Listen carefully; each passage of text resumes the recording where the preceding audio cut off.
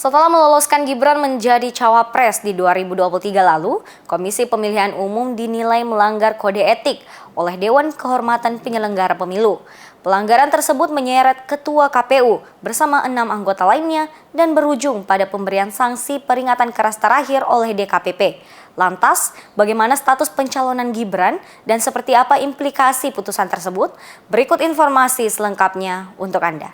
Dewan Kehormatan Penyelenggara Pemilu atau DKPP memberi sanksi kepada Ketua Komisi Pemilihan Umum Hasyim Asyari dan sejumlah anggota KPU karena melanggar kode etik dan pedoman perilaku penyelenggara pemilu. Sanksi yang diberikan berupa peringatan keras terakhir. Adapun selain Hasyim, 6 anggota KPU lainnya yang diberi sanksi termasuk Yulianto Sudrajat, Agus Melas, Betty Epsilon Idros, Itham Holik, Muhammad Afifuddin, dan Parsadaan Harahap. Sanksi tersebut berdasarkan keempat laporan yang diajukan ke DKPP. Dalam putusan ini, DKPP menilai ketua dan anggota KPU terbukti melakukan pelanggaran kode etik pedoman perilaku penyelenggara pemilu karena menerima pendaftaran Gibran Rakabuming Raka sebagai calon wakil presiden pada 25 Oktober 2023. Padahal saat itu peraturan KPU masih mengharuskan calon memiliki usia minimal 40 tahun. Kalau menurut saya sendiri itu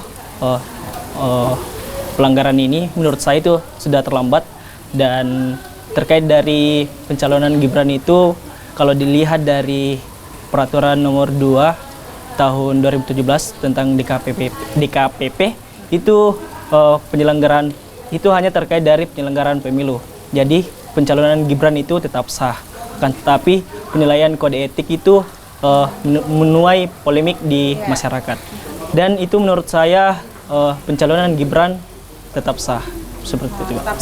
Kalau dilihat dari banyaknya konflik, itu menurut saya terdapat dinamika politik kekuasaan, di mana putusan yang dikeluarkan oleh MK itu sendiri terkesan mengambil keputusan yang menurut saya itu dengan mengubah syarat usia cawapres seperti itu, Kak. Kalau terkait dari implikasi terkait dari pejabat yang melanggar kode etik itu sendiri, mengenai pencalonannya itu menurut saya itu kurang etis, di mana dia masuk melalui jalur yang melanggar konstitusi seperti itu.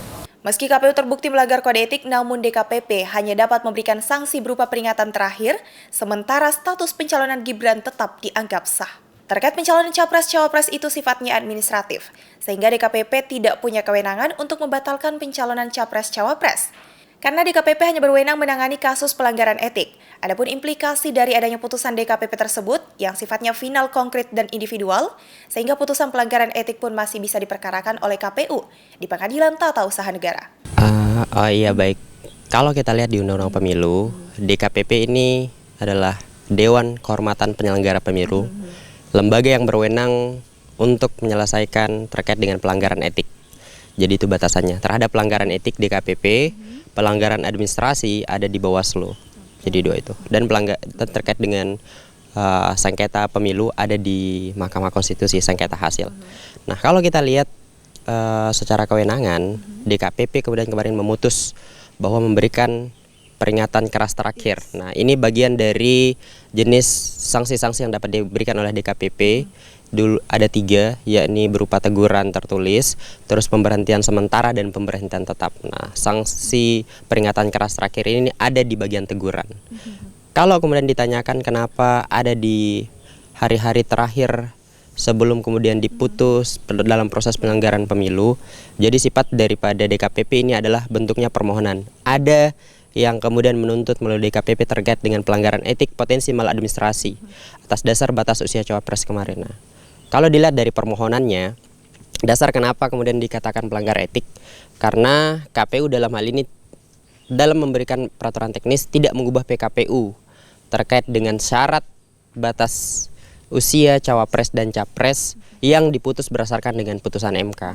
Nah, itu poin besarnya. Tapi kalau kita lihat ternyata sifat putusan MK itu erga omnes ataupun juga konstitutif. Konstitutif itu adalah mengubah suatu norma atau menetapkan suatu norma dan sifatnya erga omnes, semua berlaku untuk semua. Jadi poinnya seperti itu. Tapi yang dikejar oleh DKPP bahwa meskipun ada putusan MK, harus ada tindak lanjut putusan MK yang kemudian memberikan syarat yang sifat-sifatnya teknis, yang substansialnya ada di putusan MK. Itu poinnya. Terkait kondisi kenegaraan saat ini, Hulevi menanggapi bahwa negara akan dianggap baik-baik saja, sampai kita sendiri yang menyadari bahwa kita sedang tidak baik-baik saja. Usman Putri Intan, Fauzan Ali, Unhas TV.